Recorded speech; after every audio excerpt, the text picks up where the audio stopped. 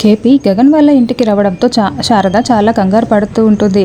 శారద కంగారు పడకు, గగన్ ఆ ఇంట్లో ఉన్నాడు, అందుకే నేను ఇక్కడికి వచ్చాను అని కేపీ చెప్పడంతో, ఓ అలాగా, కూర్చోండి, మీరు ఇలా చేయడం న్యాయమా అండి అని శారద నిలదీస్తూ ఉంటుంది. చూడు శారద, నువ్వు విడాకులు అడిగేసరికి నాకు అదొక్కటే మార్గంగా కనిపించింది, ఇంకేమీ కనిపించలేదు. నువ్వు చాలా బాధపడి ఉంటావు, నాపై కోపం కూడా తెచ్చుకొని ఉంటావు, కానీ ఏం చేసేది శారద? అయినా ఇక మీదట విడాకుల ప్రస్తావన ఆ శరశ్చంద్ర తీసుకురాడు. ఒకవేళ అలా తీసుకువస్తే భూమికి మొత్తం నిజం చెప్పేస్తానని నేను బెదిరించాను. కాబట్టి ఈ పెళ్లి జరుగుతుంది శారద, నువ్వేమీ కంగారు పడకు అని కేపీ ధైర్యం చెప్తూ ఉంటే, మీరు ఇంతేనా అర్థం చేసుకుంది? అసలు ఒకవైపు చెల్లెల కోరిక తీరటం లేదు, ఇష్టం లేని ఇంటికి భూమిని కూతుర్ని పంపిస్తున్నాడు. అలాంటి శరశ్చంద్ర చూస్తూ ఊరుకుంటాడా? పక్కనే ఆ అపూర్వ కూడా ఉంది కదా, వాళ్ళు ఎంతకైనా తెగిస్తారు అని శారద అంటూ ఉంటుంది. లేదు శారద, ఊరంతా కూడా కార్డులు పనిచేశారు. ఇప్పుడు పెళ్లిని ఆపితే ఎందుకు ఆపుతున్నారో అని అందరూ అడుగుతారు కదా, వాళ్ళే తలదించుకోవాల్సి వస్తుంది. కాబట్టి ఖచ్చితంగా ఈ పెళ్లి జరిగే తీరుతుంది. వాళ్ళు విడాకుల ప్రస్తావనతో ఈ పెళ్లిని ఆపాలని చూసినా కూడా ఇప్పుడు వాళ్ళ గొయ్యి వాళ్ళే తవ్వుకున్నారు. ఇంకేమీ ఆలోచించకు శారద, ఈ పెళ్లి జరిగే తీరుతుంది అని కేపీ అంటూ ఉంటాడు. ఏమోనండి, నాకైతే భయంగా ఉంది అని శారద టెన్షన్ పడుతూ ఉంటుంది. సరే తైతక్క గారు, ఇప్పుడు జరిగిపోయింది కదా ఆ పెళ్ళికి కంగ్రాట్స్, జరగబోయే పెళ్ళికి ఆల్ ద బెస్ట్, మరి నేను వెళ్ళిరానా అని గగన్ అంటూ ఉంటాడు.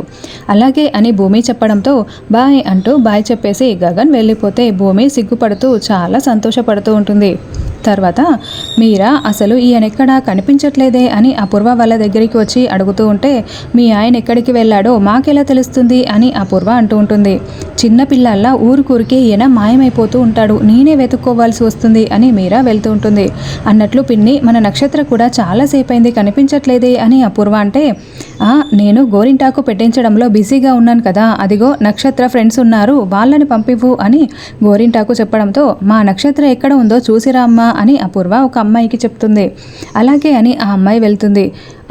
అపూర్వ అత్తయ్య నీకోసమే వెతుకుతుంది నక్షత్ర, వింటున్నావా అని ఇందు నక్షత్ర చెవిలో చెప్తూ ఉంటే, వింటున్నాను, నువ్వు కూడా ఇక్కడి నుండి వెళ్ళిపో, నేను మెహందీ పెట్టించుకున్నానని మా మమ్మీకి నేను సర్ప్రైజ్ ఇస్తాను అని నక్షత్ర అనడంతో అలాగే అని ఇందు కూడా వెళ్తుంది. ఇక నక్షత్ర చాలా సంతోషంగా మెహందీ పెట్టించుకుంటూ ఉంటుంది. తర్వాత చెర్రీని ట్రాప్ చేస్తున్న ఆ అమ్మాయిని పట్టుకొని గదిలోకి వచ్చేసి డోర్ క్లోజ్ చేస్తూ ఉంటాడు. చెర్రీ, నేను వాష్రూమ్లో ఉన్నానని నీకెందుకు ఎలా తెలిసింది? అసలు నన్ను వెళ్ళనివ్వు, ఎందుకు డోర్ క్లోజ్ చేస్తున్నావు అని ఆ అమ్మాయి టెన్షన్ పడుతూ అడుగుతూ ఉంటే, జమ్మ జచ్చ నువ్వే కదా, నిన్ను పట్టేసుకున్నాను, రా ఒక్కటైపోదాము, అందుకే కదా నువ్వు నాతో ఫోన్లో మాట్లాడింది అని చెర్రీ చెప్తూ ఉంటాడు. చెర్రీ, నక్షత్ర చెప్పడం వల్లే నేను ఇలా చేశాను, నువ్వు తనని డిస్టర్బ్ చేయకూడదని ఇలా చేశాను, ప్లీజ్ నన్ను వదిలేసే అని ఆ అమ్మాయి వేడుకుంటూ ఉంటుంది. ఏంటి, నన్ను ఆట పట్టిద్దామనుకుంటే నేను చూస్తూ ఊరుకుంటానా? నా దగ్గర కాల్ రికార్డ్స్ అన్నీ ఉన్నాయి, నువ్వు నన్ను రెచ్చగొట్టావు, అందుకే నేను నిన్ను రేప్ చేశానని ఆ ప్రూఫ్స్ కూడా చూపిస్తాను, అప్పుడు నా తప్పేమీ లేదని చెప్తాను. నన్ను ఆట పట్టించమని చెప్పిన నక్షత్ర నాకు దొరికిపోతే నేనేం చేస్తానో చెప్పలేదా? రా నేను నిన్ను రేప్ చేసేస్తా అని ఆ అమ్మాయిని బెడ్ పైకి తోసేసి మీదికి వస్తూ ఉంటాడు. ఇక ఆ అమ్మాయి చెర్రీని పక్కకు తోసేసి కాళ్ళు పట్టుకొని, ప్లీజ్ చెర్రీ, నన్ను అలా చేయకు చెర్రీ, నేను ఇంకెప్పుడు ఇలాంటి తప్పులు చేయను అని చెప్పడంతో, సరే ఇలా వేడుకున్నావు కాబట్టి సరిపోయింది, నీ ఫ్రెండ్స్ అందరికీ చెప్పు, ఈ చెర్రీతో పెట్టుకుంటే సామాన్యుడు కాదని చెప్పు అని వార్నింగ్ ఇచ్చి పంపిస్తాడు. అయిపోయిందా పెట్టడం, నువ్వు వెళ్ళి పేమెంట్ బయట కలెక్ట్ చేసుకొని వెళ్ళమ్మా అని అపూర్వ అంటుంది. ఇప్పుడు నన్ను చూస్తారా అని నక్షత్ర ముసుగు వేసుకొని మాట్లాడుతూ ఉంటే, అదేంటి నువ్వు మాట్లాడకూడదు కదా, వాయిస్ కూడా నక్షత్రలా ఉందేంటి అని అపూర్వ టెన్షన్ పడుతూ నక్షత్రకు ఉన్న ముసుగుని తీసిపడేస్తుంది. ఏయ్ నువ్వేంటే ఇక్కడ అని అపూర్వ గుండెలు పట్టుకొని నోరు తెరుచుకొని కుప్పకూలిపోయి షాకింగ్గా అడుగుతూ ఉంటుంది. ఏంటి షాక్ అయ్యారా, సర్ప్రైజ్ అయ్యారా అని నక్షత్ర నవ్వుతూ ఉంటుంది. నువ్వు నాకు భావనిచ్చి పెళ్లి చేస్తానన్నావు, నీ మాటని నువ్వు నిలబెట్టుకుని ఉంటే భూమి ప్లేస్లో నేనే కదా గోరింటాకు పెట్టించుకునేది, అందుకే ఇప్పుడు ఇలా పెట్టించుకున్నాను అని నక్షత్ర అంటుంది. అది నువ్వు పెట్టించుకోకూడదే, ఇప్పుడు అది ఎర్రగా పండదే, అది మండుతుంది అని అపూర్వ అంటూ ఉంటుంది. లేదు మీరు అబద్ధం చెప్తున్నారు అని నక్షత్ర అంటుంది. లేదు మేము కుట్ర చేశాము, ముందు వెళ్ళి కాళ్ళు చేతులు కడిగేసుకో అని అపూర్వ గోరింటాకు చెప్పడంతో నక్షత్ర టెన్షన్ పడుతూ కడుక్కుంటూ ఉంటుంది. గగన్ కారు దగ్గరికి వస్తూ ఉంటే అప్పుడే కేపీ ఎదురు వస్తాడు. ఇక గగన్ కేపీని చూసి చూడనట్లుగా వెళ్తూ ఉంటే, గగన్ నీ పెళ్లి జరుగుతున్నందుకు నేను నీతో మాట్లాడాలి అనుకుంటున్నాను. అయినా నేను చావు బ్రతుకుల్లో ఉన్నా కూడా నన్ను చూడాలని కూడా అనుకోవడం లేదా? ఎందుకురా నేనంటే నీకు అంత ద్వేషం అని కేపీ అంటూ ఉంటే, నాతో మాట్లాడాలనుకుంటే అది ప్రశ్నించడం అయి ఉండకూడదు అని గగన్ అంటూ ఉంటాడు. సరే విషయానికి వస్తాను. ఈ పెళ్ళి జరుగుతూ ఉంటే తండ్రి స్థానంలో నీ పక్కనే ఉండి పెళ్ళి జరిపించాలనుకున్నాను అని కేపీ అంటాడు. అలా ఏం చెయ్యనవసరం లేదు అని గగన్ అంటూ ఉంటాడు. నీకు ఇష్టం లేదని నాకు తెలుసు, కానీ ఈ పెళ్లి జరుగుతున్నంత వరకు నువ్వు చాలా జాగ్రత్తగా ఉండాలి. ఏ క్షణమైనా పెళ్ళి ఆగిపోవాలని వాళ్ళు ఏదో ఒకటి ప్లాన్ చేస్తారు. అంతేకాదు ఈ పెళ్ళి నీ వల్లే ఆగిపోయేలా కూడా ప్లాన్ చేస్తారు. కాబట్టి అనుక్షణం నువ్వు అన్నీ గమనించుకుంటూ జాగ్రత్తగా ఉండాలి అని కేపీ చెప్తూ ఉంటే, నువ్వు శరశ్చంద్ర అపూర్వల గురించే చెప్తున్నావని నాకు తెలుసు. వాళ్ళు పెళ్లి జరిపిస్తామని చెప్పగానే ఘనంగా జరిపిస్తారని నేనేమీ అనుకోలేదు. నా జాగ్రత్తలో నేను ఉన్నాను. ఒక మొగాడిగా నేను ఇంతకంటే ఇంకేమీ చెప్పలేను అని గగన్ వెళ్ళిపోతాడు.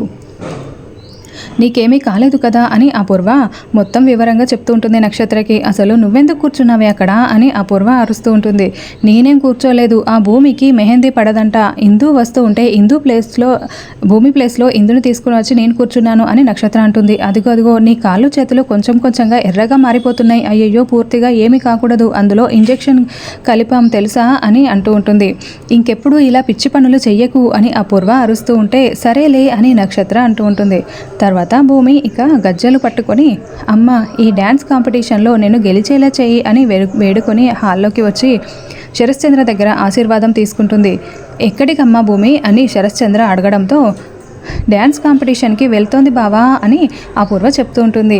నేను కొంతమంది ఆస్తినంతా తగిలిస్తున్నానని భలే అనుకుంటూ ఉన్నారు. చూడండి మీరందరూ కూడా నా కుటుంబమే. నేను మీ అందరినీ చాలా బాగా చూసుకుంటాను. నేనేమి ఆస్తి మొత్తం తగలెట్టను అని భూమి అపూర్వకి దిమ్మె తిరిగేలా చెప్తూ ఉంటే, అమ్మ భూమి నువ్వు ఈ మాట అన్నావు, నాకు చాలా సంతోషంగా ఉంది అని మీరా అంటూ ఉంటుంది.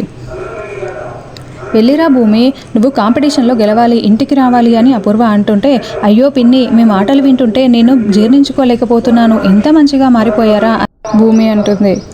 పిన్ని ప్రేమ చూపించాలి కదా, లేకుంటే నన్ను అపార్థం చేసుకుంటారు కదా. కానీ నువ్వే నన్ను అర్థం చేసుకోవడం లేదు. ఎంత ప్రేమ చూపించినా నీకు పిన్ని ప్రేమలాగానే కనిపిస్తుంది అని అపూర్వ అంటూ ఉంటుంది.